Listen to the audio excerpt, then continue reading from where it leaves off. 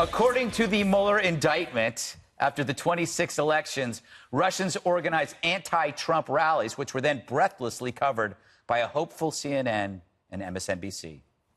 NBC's Morgan Radford is at Union Square in New York City. That is where the anti-Trump protest is just about to kick off. I want to show you some of the signs and the posters they're holding up here. You can see one here that says, "Acknowledge Trump's hate, protect our public schools, teachers against Trump." We're not going to be tolerating any sexism or homophobia. This is something different. It's something unique.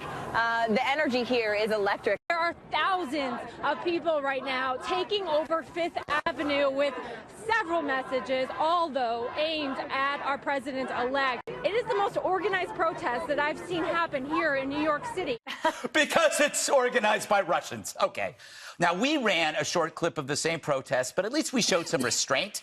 The point is, Russia's able to yank America's chain by picking at our own existing team sport mentality. They don't really need to organize these rallies. We hated each other already. But when one angry group won't accept an election, how could the Russians resist? Like a global Iago, they spread rumors to undermine all sides, and the media, of course, as you can tell, laps it up. So here's a tip. Don't trust the Russians.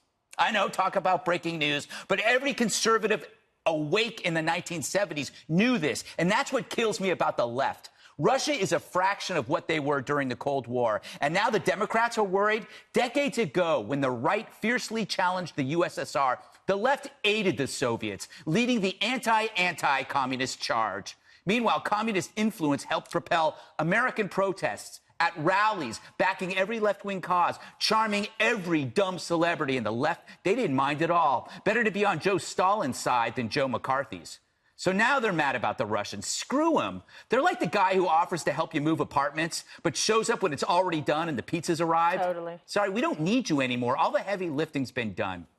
I hate when that happens. So you have professional movers, Kimberly. All right. And half my stuff ends up missing. I know. I apologize for that. Stuff. Yes, I keep all the shoes. All right, Dana, I have a huge theory on this. In my mind, what changed America permanently was the Vietnam War. And according to Stanislav Lunev, who's a Russian defector, the Soviet Union gave $100 billion to American anti-war movements. And that created, we weren't that split. Our country wasn't split. Until then. Until then. And then they infused $1 billion into the anti-war movements and to a lot of other peace movements. They have so many shadow organizations with the word peace in it.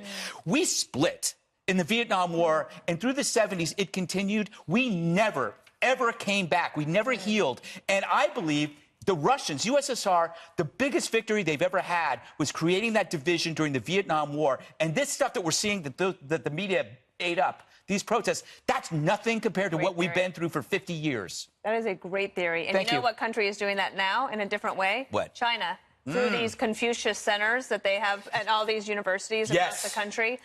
Little by little, there are some universities starting to reject that, but that is happening. The other thing that's interesting on the media side of this is that it was a very different story in France. Last year, they had an election as well. And Emmanuel Macron ordered the media not to, the Electoral Commission ordered the media not to cover any of the leaked emails. Right. And they could be prosecuted. Now, that would never happen here because we have a First Amendment.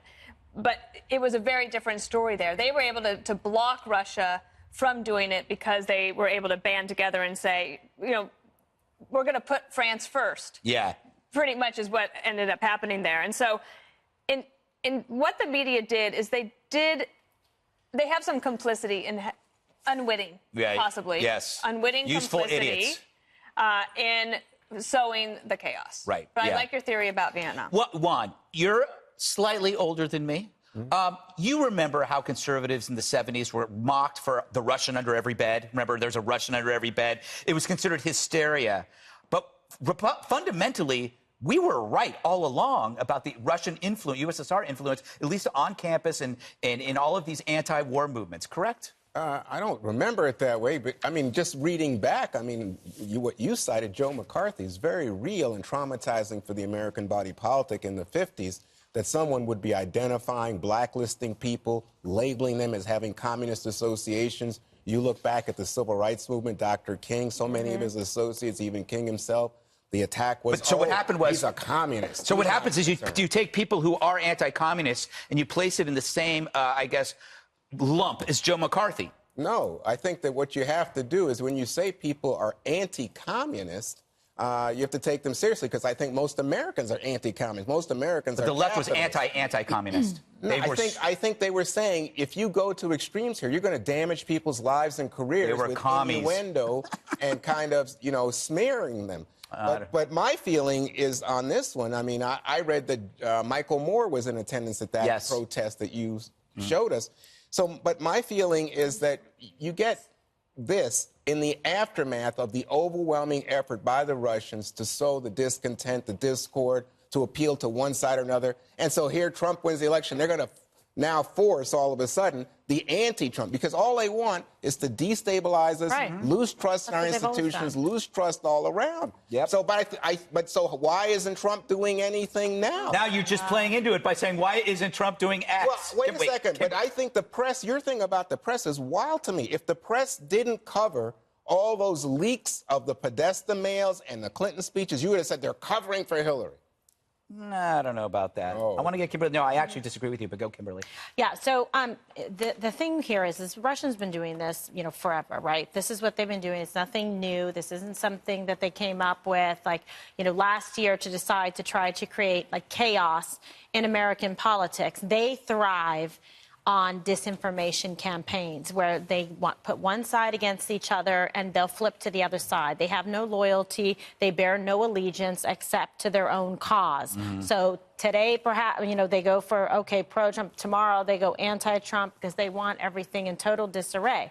So that's the bottom line. But again, I go back to the point, which is I think the media was very complicit in this because they seized upon it like a mouse with cheese, trying to gobble it up because they liked the idea of it because it fit their narrative that they already had built in with their bias towards President Trump. Now, and at the time, candidate Trump. And that's why you saw the minute the man was sworn in, more continuation of Russian collusion and Trump Tower and what kind of nexus was there between anybody working in his campaign and the Russians. Everything to then, it shifted to the next chapter, which was let's delegitimize the American presidency, which is, of course, also playing into the hands of the Russians. So the media then became a pawn in this Russian chess. But the emails that were being covered were Hillary's emails. Yes, and by the way, to your point, I was at this table, Juan, saying that we had a responsibility not to cover these. Yes. All right, but then I hear you today. You're saying the press was a pawn, and I'm thinking the press,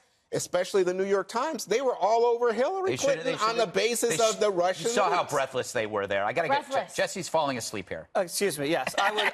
The only thing I would say is that the American media looked like Pravda. They got duped, and they unwittingly, keyword, colluded with the Russia. But you agree with me? So I agree. You know who wittingly colluded? Hillary. You know who also wittingly colluded? Knowingly. Adam Schiff. Yeah. And just to put this into perspective, this rally had, tens of thousands of people. This was an anti-Trump sponsored rally by the Russians. The other sponsored Russian rallies for Trump, dozens showed up. Yeah. So this was the biggest thing they did, and it was anti-Trump.